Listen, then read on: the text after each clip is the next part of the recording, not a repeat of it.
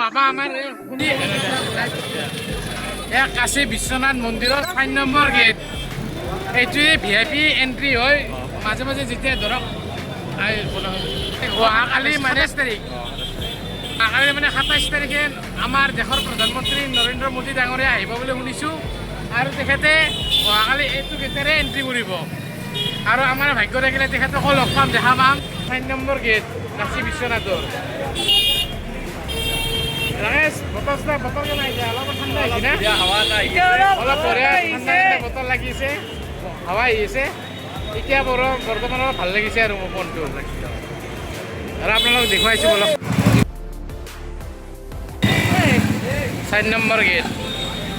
এনেকৈ আমি আগত দিকে গুচি যাম এতিয়া আমি মণিপুৰ দিনা হাতক যাম গাইছ য'ত মানুহ জগে আৰু আমি যাই আছোঁ এতিয়া মণিকৰণিকা দুৱাৰেদি আমি মণিকৰণিকাৰ ঘাট চাব যাম असमीज बात कर रहा है असम से हो यूपी बिहार से हो ठीक है कुछ बोल लीजिए मोबाइल में हर हर महादेव सुगम दर्शনৰ মানে ইয়াতে লাইন ধৰা হয় সুগম দৰ্শনৰ ইয়াতে আপোনালোকে টিকেট কাটি ইয়াৰ পৰাই লাইন ধৰিব পাৰিব মন্দিৰত যাবৰ কাৰণে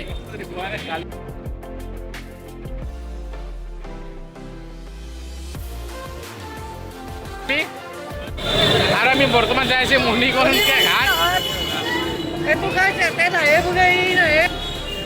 আৰু বাৰাণসী আমি বানাৰসত প্ৰথম টাইম আহিছোঁ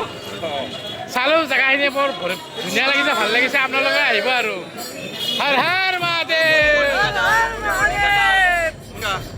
আৰু এইটো হৈছে মণিকৰণিকা দুৱাৰ এইটোৰ এতিয়া আমি গলিত আছোঁ মণিকৰণিকা ঘাট বলকচোন তাতে যাই চাওঁ কি হৈ আছে তাত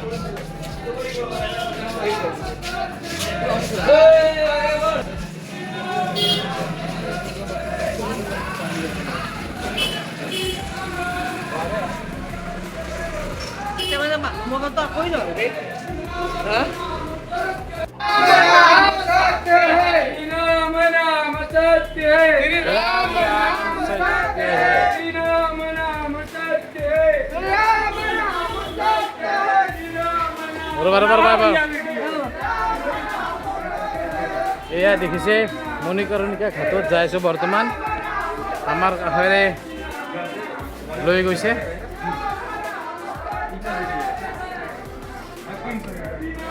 এনেকৈ তেখেতক মোক্ষ প্ৰাপ্ত কৰাৰ কাৰণে লৈ যাই আছে তাতে তেখেতক দাহন কৰা হ'ব